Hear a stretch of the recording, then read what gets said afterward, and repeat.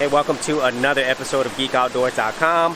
So ever since I got my camera, the Panasonic G85, I've had to learn so much about cameras, and I'm still constantly learning. But one of the big things that you learn is manual mode versus automatic mode. Now, for the majority of people who don't use cameras, most people use our smartphones, we're normally using auto mode, even though a lot of smartphones, especially Android phones, actually have manual settings. Most people really don't get into those unless they are already somebody who is familiar with photography or videography. But whenever you get into the camera world, you would definitely learn about this whole process of manual mode versus automatic mode. Now, I myself, I'm still constantly learning, and I do pretty much vlog style videos that don't really require me to use manual mode. But more and more that I'm using my camera in that mode, the more I'm learning about the importance of learning these concepts. And this is just my overall general views on it and what I know. And so whenever you get into the whole word of manual mode, it's really centered around this thing called the exposure triangle. And so what that means is it's like three main components of any type of camera or video camera. It's going to be the ISO, the aperture, and the shutter speed. Those are the three components of this exposure triangle. And whenever you get these settings right, that's when you're going to get a really great image, and you have more control over it, because whenever you're using auto mode, the actual camera takes care of all of those things for you, and it might not actually be the type of look that you want. And so let me give you a general description of what each of these are. So the first thing is actually aperture, or f-stop.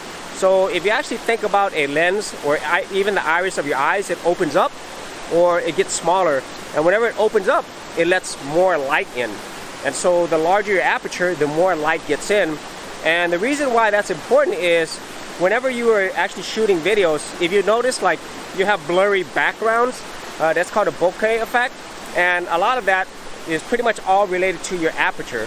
And so it is kind of confusing, but if you let more light in, the more blurry things are. Just kind of think about your own eyes. If you open up your eyes really bright and the sun's hitting your eyes, things are probably not going to be in focus all the way, okay? But whenever the aperture is really small and your iris goes smaller, like you squint your eyes, things get sharper. And so whenever you have a smaller aperture, pretty much your foreground and background, they're all in focus, okay? So hopefully that makes sense. And then the second thing is your actual shutter speed. So if you think about cameras where they have a shutter that goes up and down, it closes up and down, or window shutters, you know, it just opens up and down. The faster your shutter speed, the better it is for like fast motion, okay? If you're shooting things like animals or things like that, you want a very fast shutter speed so it could catch all the motion. Now, whenever you have it on a slower shutter speed, so the shutter on your camera lens, it actually goes down slower, right? So that's good for things that are not actually moving, you know, like if you're doing landscape or something and you allow a lot of light in, you know, so that's really what that's for. But if you're trying to really think of whether or not to use a slow or fast shutter speed, just think about the type of stuff that you actually want to shoot. So in general, if you want to shoot things that are in really fast motion, make it a higher shutter speed. And if you want things in really slow motion, like static things, use a slower shutter speed. And then the final part of the exposure triangle is your ISO. And so this is related to light. And all of this is really all related to light. And so the lower your ISO, which means you already have a lot of light available. Like right now I'm outside, so I would use a lower ISO setting. Right now I think my ISO setting is like 200. And so that's a very low setting because I already have a lot of light available.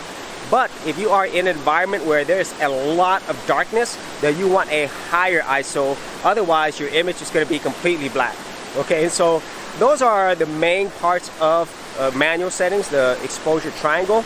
And as you're learning this, it's going to become more and more important. And I really feel that as myself being a videographer and even learning some photography as well, I feel like as I learn this more and I get better, my images, my videos actually look better. But just starting out, for the majority of people, I think the auto mode works well. Like right now, if I just wanted to quickly take out my camera and shoot a video vlog style, I'm probably not going to use manual mode. I'm going to use auto mode. But if I actually wanted to capture something like in the background, really beautiful, I want to take my time, then I really want to set it on manual mode, you know. So those are just some of my general thoughts on the differences between manual versus auto and how I actually use it myself.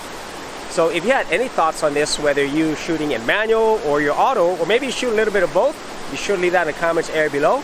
And if you actually wanted to see my review on this Panasonic G85, or actually my first thoughts about it, I will also leave that in the description area below as well. So as always, if you did get value out of these videos, be sure to share, like, and subscribe.